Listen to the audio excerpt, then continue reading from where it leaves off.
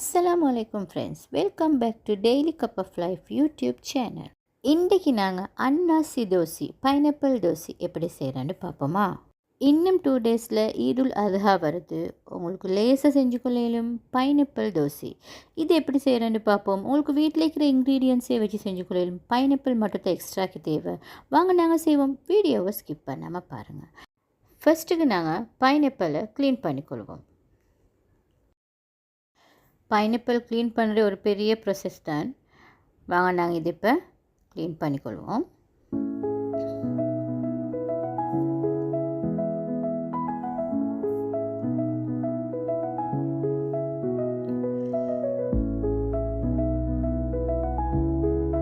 இதை கட் பண்ணக்குள்ள இந்த கருப்பு டொட்டாக இருக்குது, இதை ஃபுல்லாகவே கட் பண்ணி எடுத்துடணும். ஏண்டா அதை நாங்கள் கட் பண்ணி எடுக்காட்டி அது குக் ஆகாது. ஸோ அதனால் நாங்கள் இப்படி கட் பண்ணிவிட்டு செகண்ட் டைம் நாங்கள் அது எல்லாத்தையுமே கட் பண்ணணும். எங்களுக்கு ஃபஸ்ட் டைமே அதை கட் பண்ணுறது கஷ்டம். ஸோ ஃபஸ்ட் டைமுக்கு நாங்கள் மேலே வைக்கிற அந்த முள்ளெல்லாம் கட் பண்ணி போட்டுட்டு செகண்ட் டைம் நாங்கள் அந்த டொட்டாய்க்கிற எல்லாம் கட் பண்ணி இந்த மாதிரி க்ளீன் பண்ணி எடுத்துக்கொள்ளணும். நாங்கள் இன்றைக்கி ஒரு காயும் இன்னொரு காயோட ஹாஃபையும் எடுத்துக்கிறேன். 1 1/2 எடுத்துக்கிறேன் பைனாப்பிள். இப்போ நான் அதை மெஷர் பண்ணி பார்த்தேன். 1 கிலோ அண்ட் 200 கிராம்ஸ் இருந்துச்சு. இப்போ நாங்கள் இதை கட் பண்ணிக்கொள்வோம்.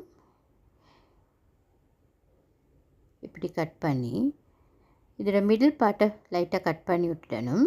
அதுவும் குக் ஆகாது. ஸோ அதையும் கட் பண்ணி அப்படியே ஒரு பக்கத்துக்கு வச்சிடணும். பைனாப்பிள் கட் பண்ணி எடுக்க போகல இப்படி நாலுக்கா நல்லா டிவைட் பண்ணி இதை ஒரு கணக்கான சைஸ்க்கு தான் கட் பண்ணிக்கொள்ளணும். அப்போ தான் அந்த தோசை நல்லாய்க்கும், கடிச்சு தின்ன போகல டேஸ்டாகும். இந்த கணக்கு இந்த அகலம் வர அளவுக்கு கட் பண்ணிக்கொண்டா ஓகே. இப்போ இதே மாதிரி நாங்கள் மற்ற எல்லா பீசஸையுமே கட் பண்ணிக்கொள்வோம்.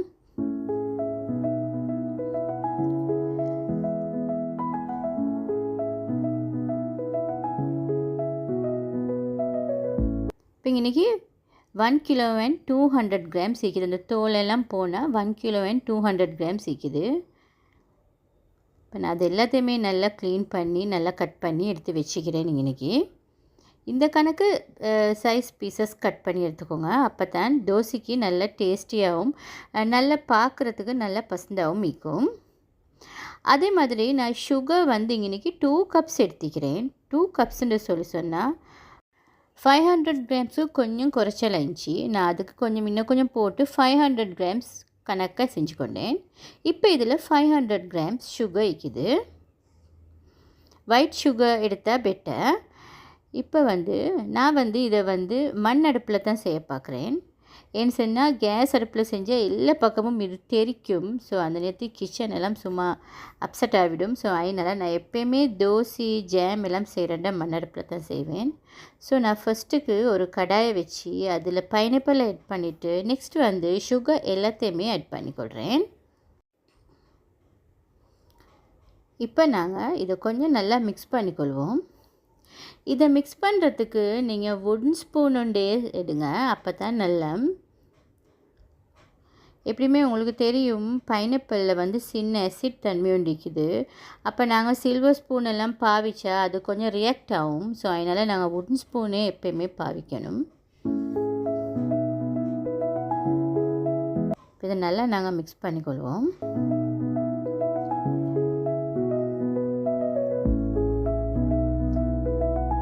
பாருங்கள், சுகர் எல்லாம் நல்லா கொஞ்சம் கரைஞ்சி கொண்டு வருது.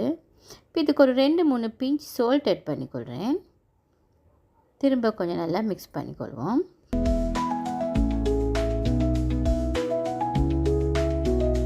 இப்போ இதை நாங்கள் க்ளோஸ் பண்ணிக்கொள்வோம்.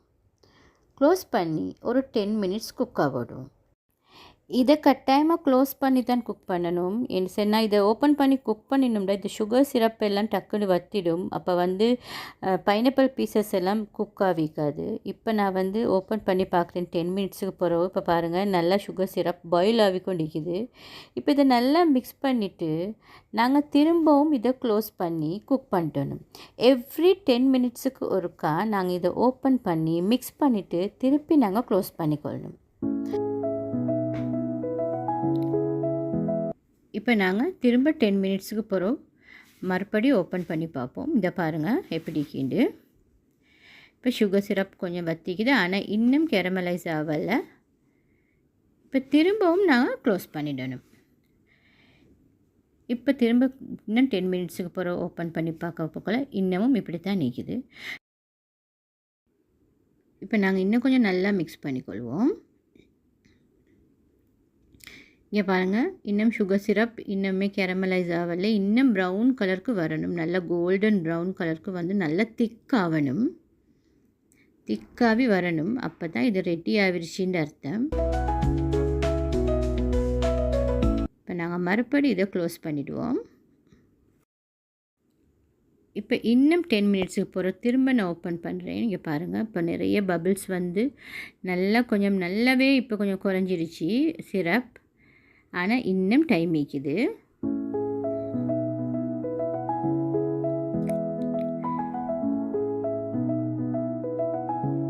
இப்போ நான் இனி காடமம் ரெம்னு எடுத்துக்கிறேன். இது நல்லா நான் இடித்து கொண்டு வரேன். இப்போ என் பைனாப்பிள் தோசை ரெடி ஆகிக்கொண்டு வருது. இப்போ கோல்டன் ப்ரௌன் ஆகி கேரமலைஸ் ஆகிக்கு சுகர் சிரப். இப்போ இந்த டைமில் நான் இதை டக்குன்னு அடுப்புலேருந்து எடுத்துக்கொள்கிறேன்.